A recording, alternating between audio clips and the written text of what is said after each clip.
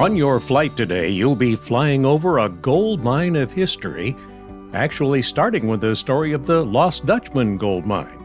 And we've asked old desert prospector Copperhead Smith to tell that tale. Well, howdy there, everybody. Back in the late 1800s, just after the gold rush, a German prospector named Jacob Walsh reportedly started showing up in Phoenix with a whole bunch of gold ore. Now, he said it come from a secret mine up in the Superstition Mountains. Walsh never told nobody where it was located, and his secret died with him in 1891. Now, back then, Walsh was living in Phoenix and was friends with a local bakery owner by the name of Julia Thomas. Now, old Walsh gave her hints about where that gold mine was located, and when he died, she sold her bakery, got a bunch of folks together, and went searching for it. No luck. To recover the cost of that, Thomas started selling maps that she claimed would lead people up to the mine. A few years later, a greenhorn prospector named Adolph Ruth come along, got a hold of one of them maps, and set out alone in June 1931, I believe it was, and he disappeared. A year later, some campers found a bottle floating in the Salt River with a note inside saying it was written by Ruth, and that note said, "I'm sitting under a tree in a creek with a leg broke. I gotta get help quick. Now, finder of this note, please give to Howard Peterson, and P.S. Have found the Lost Dutchman. Signed, Ruth." Ruth's body was later found, but never the mine, and a big hole in his head says he was probably murdered, just adding more fuel to the legend of the Lost Dutchman.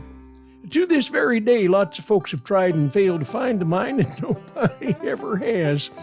And you might be wondering, by the way, if Walsh was a German, why was his fabled mine called the Lost Dutchman?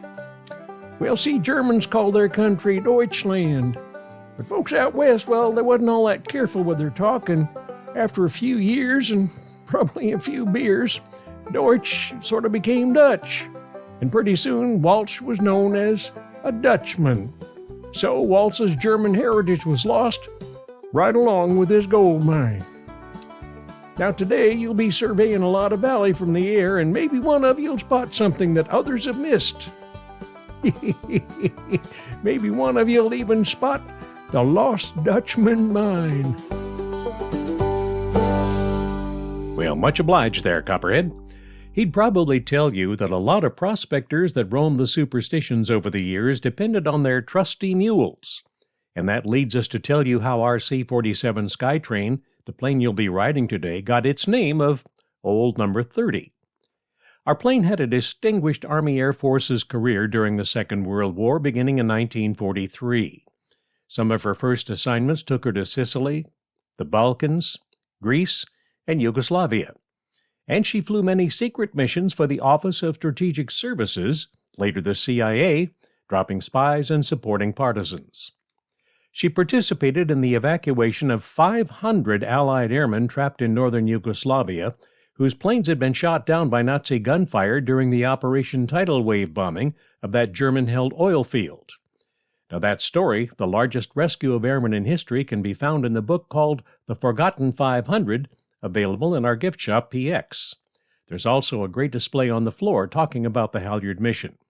It was on another top-secret mission in the Balkans in August of 1944 that our plane earned the name Old Number 30. Now, that mission supported partisan forces fighting Nazi occupiers in Montenegro. The plane transported 12 75mm guns and 36 mules. And one of the mules was nicknamed 30. You will launch your adventure today from Mesa's Falcon Field. Falcon Field got its start before World War II, when Hollywood producer Leland Hayward and pilot Jack Connolly founded Southwest Airways with funding from some of Hayward's famous friends. Hayward and Connolly optioned 3 sites, one in Glendale, one in Scottsdale, and one in Mesa for their airline, but as the war approached, they turned their attention to pilot training and became a so-called contract training school under the Civilian Pilot Training Program. Mesa turned out to be a much safer training school for British Royal Air Force cadets than at home in war-ravaged England, and where the weather permitted flying over 300 days a year. Now, Conley and Haywood intended to call their fields Thunderbirds 1, 2, and 3, but the Mesa City engineer heard the British would prefer another name than Thunderbird and suggested Falcon Field as the home for No. 4 British Flying Training School. Southwest eventually became the largest contract pilot training company in the United States. Over 2,000 RAF cadets were trained here. Sadly, 23 perished in training accidents, and they're at rest at Mesa Cemetery, where Air Base Arizona Flying Museum hosts a memorial service for them each November. Today, Falcon Field ranks as one of the top 5 most active civil aviation airports in the country every year. Coming up next, you're going to be flying over some amazing places. Your flight crew will tell you as the plane reaches them, but here's a look at some of those spots that you'll be seeing. Saguaro Lake is a man-made lake and the fourth and final reservoir on the Salt River system. It's about 10 miles long and has over 22 miles of shoreline. The lake was created by the completion of the Stewart Mountain Dam back in 1930. The dam, managed by the Salt River Project, is 212 feet high and 583 feet long. And the lake is a popular recreation area with campgrounds, swimming, beaches, and boat tours, including a ride aboard the Desert Belle. Weaver's Needle has played a significant role in the stories of the lost Dutchman gold mine. According to the legend, Jacob Walsh told a friend that the sun will cast a shadow from Weaver's Needle onto the entrance of the gold mine. In 1893, the mining town known as Goldfield was founded next to the Superstition Mountains in what was then Arizona Territory. In its heyday, the town reached a population of about 4,000 residents with a hotel, general store, post office, church, school, and 3 saloons. When the mine vein failed in 1897, miners began leaving it, and it wasn't long before the rest of the town's residents relocated, leaving Goldfield a ghost town. Today, the Goldfield Ghost Town is a popular tourist attraction, complete with a narrow-gauge railroad train that you can ride. More than 100 years ago, pilots had to trust a compass and their own bearings to navigate long distances, and there was no such thing as GPS. To help pilots find their way, especially at night, the United States Postal Service launched construction of the Transcontinental Airway Beacon System, large illuminated concrete arrows along popular aviation and airmail routes. Eventually, 1,500 concrete arrows crisscrossed the country. The arrows were 70 feet long and painted bright yellow to ensure maximum visibility with bright lighting at night. The program was eventually turned over to the U.S. Commerce Department.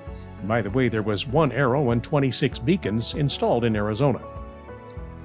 The Phoenix sign on Usury Mountain pays tribute to those arrows.